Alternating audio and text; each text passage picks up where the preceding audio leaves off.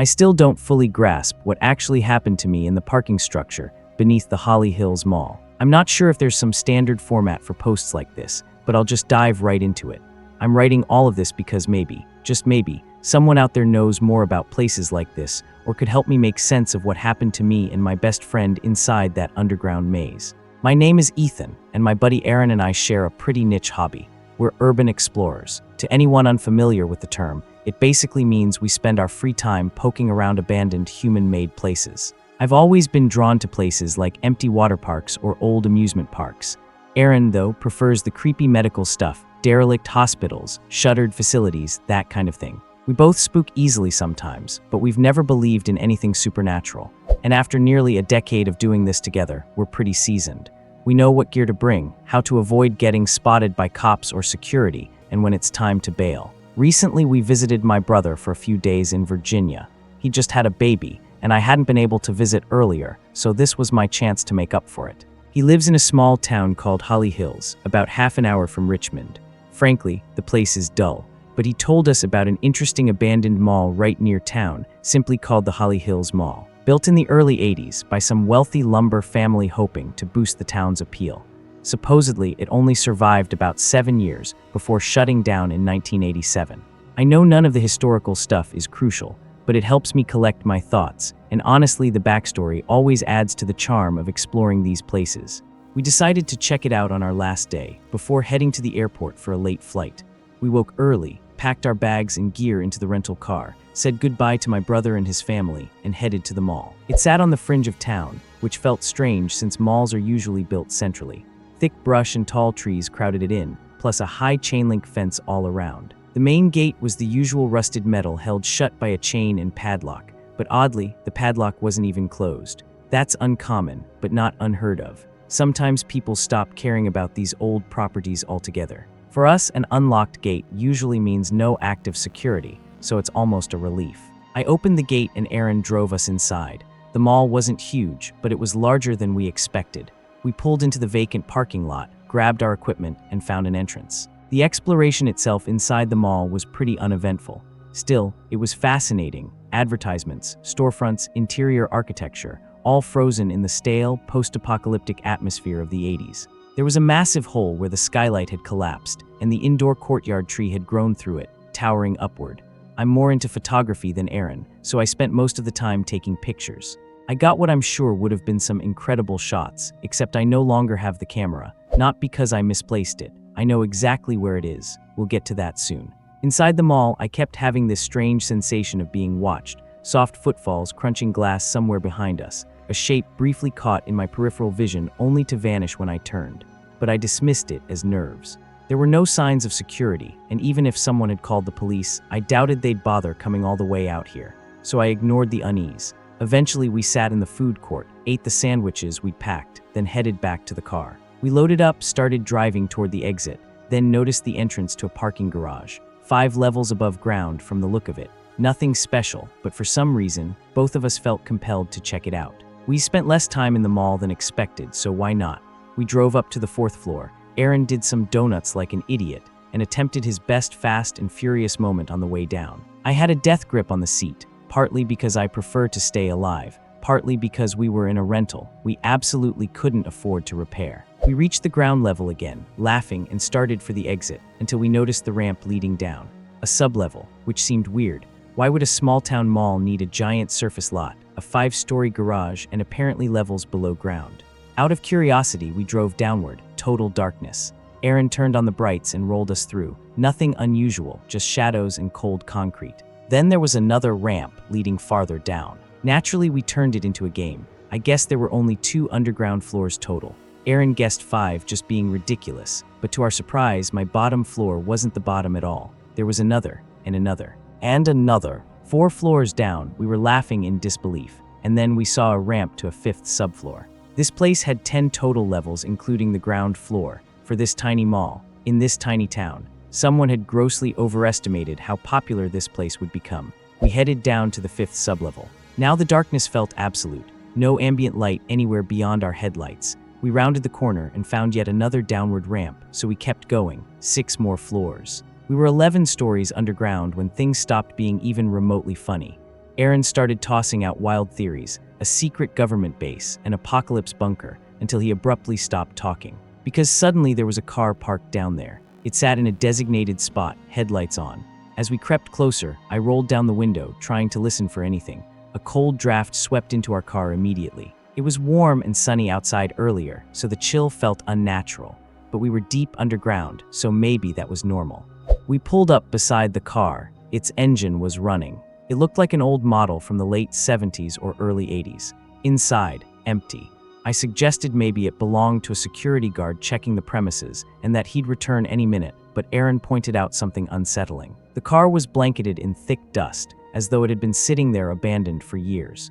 Yet the engine was running, and the dust coated the entire interior too, including the satchel on the passenger seat with a thermos on top. Aaron pressured me into examining it despite my protests. I reluctantly climbed out and peered through the windows. Nothing but dust-covered leather in that bag. I tried the door. Locked. I scanned the area. Only our car's beams and the dim glow from the other car lit anything. The stairwell door and elevator entrance were the only visible features in the gloom. I rushed back to our car and insisted we leave. Aaron argued again. He was obsessed with finding the lowest floor. And honestly, curiosity gnawed at me too. So against my better judgment, we kept going. We descended 12 more levels in tense silence before I finally spoke up, telling Aaron this was insane. Dangerous, it felt wrong, but he'd already brought the car to a halt. Something was standing ahead of us. A horse in a parking garage, dozens of floors underground. It wore a bridle but stood perfectly still. When it finally turned toward us, I screamed. A strip of skin hung from its face, exposing bone beneath. Blood smeared the concrete, a long streak trailing off into the darkness. I demanded we leave. That was it. That was enough. No more exploring. For once, Aaron didn't argue much. We reversed and started climbing back up. I tried my phone. No signal, of course. After several floors in silence, Aaron apologized. I began to tell him it was fine, but then I saw something that made my stomach drop. The floor numbers painted on the walls. Ever since we'd descended, they'd been labeled B1, B2, B3. We had turned around at B23, but now the wall beside us read B26. 3 floors lower than when we began driving upward. I thought maybe it was a prank, but who would stage something like this? And how? It was impossible. We were physically driving up, and yet we were somehow deeper. Aaron was just as confused. He got out, grabbed the sign, shook it, stared at it like his brain couldn't compute it. I rolled down the window and called for him to get back in the car. Another voice echoed from the darkness, my identical words, but not in my voice, not Aaron's. A loud whisper repeating, "Get back in the car." Aaron scrambled inside, locked the doors. We both agreed this had gone far beyond any kind of thrill. We needed to escape, somehow. We reasoned that if the numbers went up as we ascended, maybe we'd eventually reach the surface if we just kept going. Even if the logic made no sense, it was all we had, so we drove upward. The numbers rose, B27, B28. We clung to the hope that maybe we'd missed these signs earlier. At B35, strange things began appearing. A long dining table with 2 figures seated at opposite ends, visible for seconds in our headlights. A floor where each parking spot held a cot, with what looked like bodies lying on them, though I couldn't tell if they were alive. A floor resembling a forest clearing, trees instead of pillars, grass and bushes instead of concrete.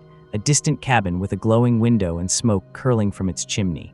Crickets chirped audibly when I rolled down my window. Aaron muttered, "Nah, hell no," and kept driving. Finally, we hit B46, still no exit. Something inside me cracked. I cried, overwhelmed by despair. The weight of dozens of floors above us felt real, crushing.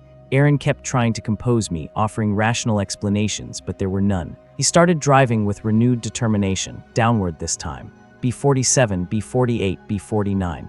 Then he spun around again and drove upward. B50, B51, B52. He screamed pure frustration, anger, fear, all erupting at once. An echo thundered around us, shaking the car. The engine died, pitch black. My phone provided the only light. I clicked on the flashlight. Aaron frantically turned the key, nothing, not even a click. Then he screamed in terror. Ahead of us, 2 enormous eyes stared through the darkness. Perfectly still, each one as big as a wall, snow-white sclera. Icy blue irises, black, dilated pupils. They didn't blink, but they felt aware. A whisper came from inside the car this time. "Get back in the car." Aaron slammed his fists on the steering wheel, and suddenly, without him turning the key, the engine coughed to life.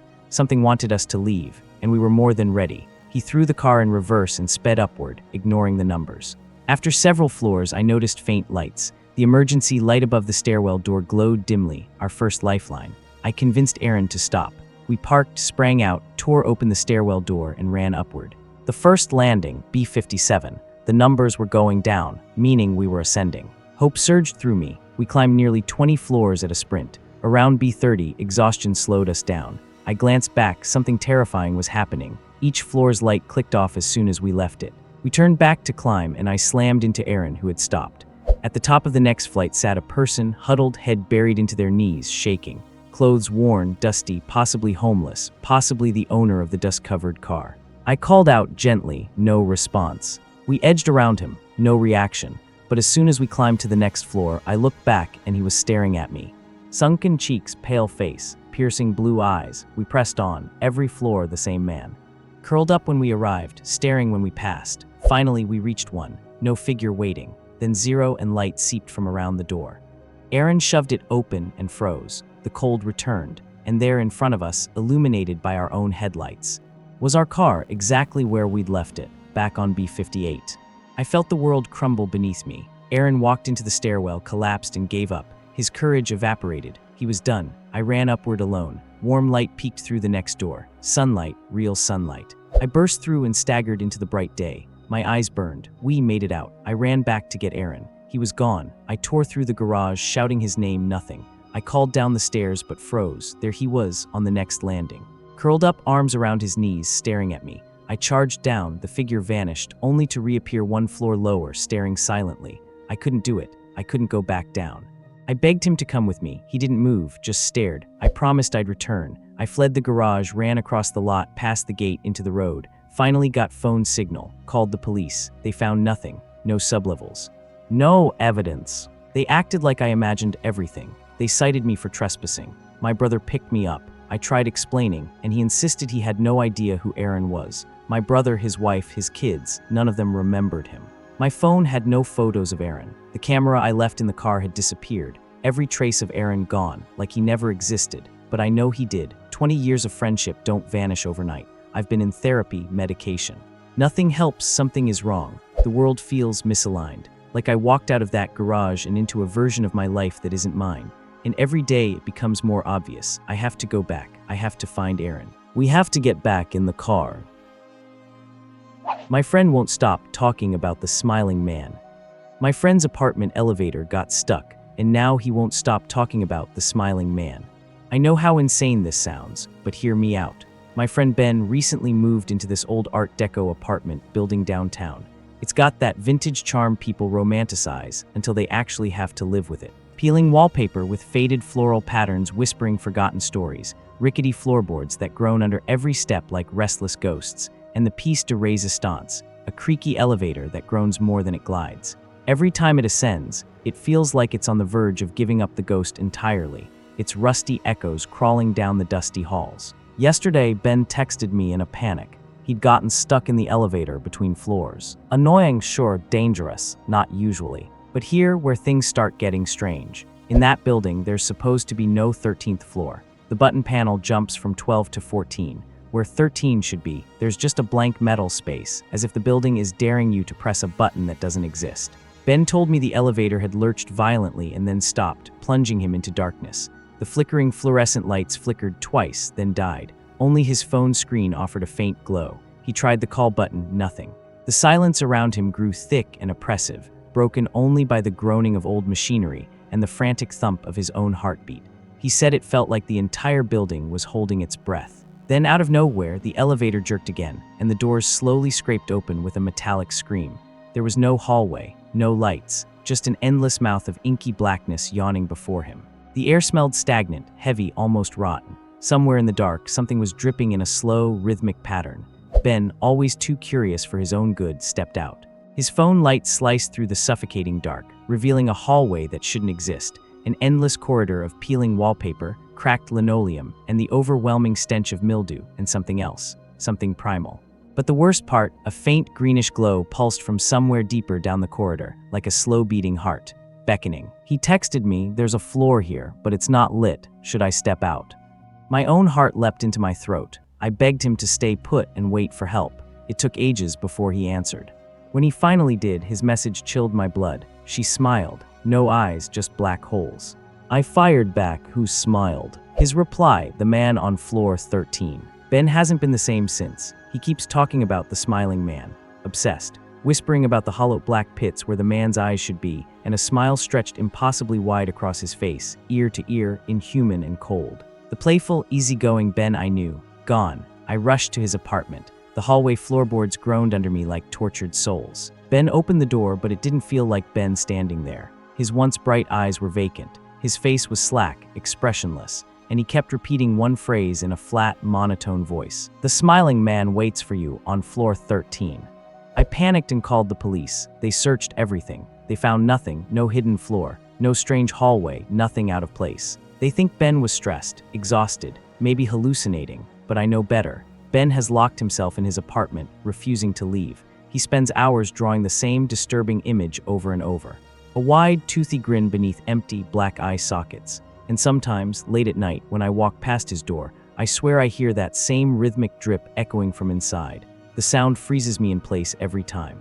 I'm terrified for him, terrified of what he saw, terrified that whatever happened on floor 13 didn't stay there. And the worst part, that blank metal space on the elevator panel, the one where the 13th floor button never existed, it isn't blank anymore. Thank you for watching. Share your thoughts about this in the comments. See you tomorrow.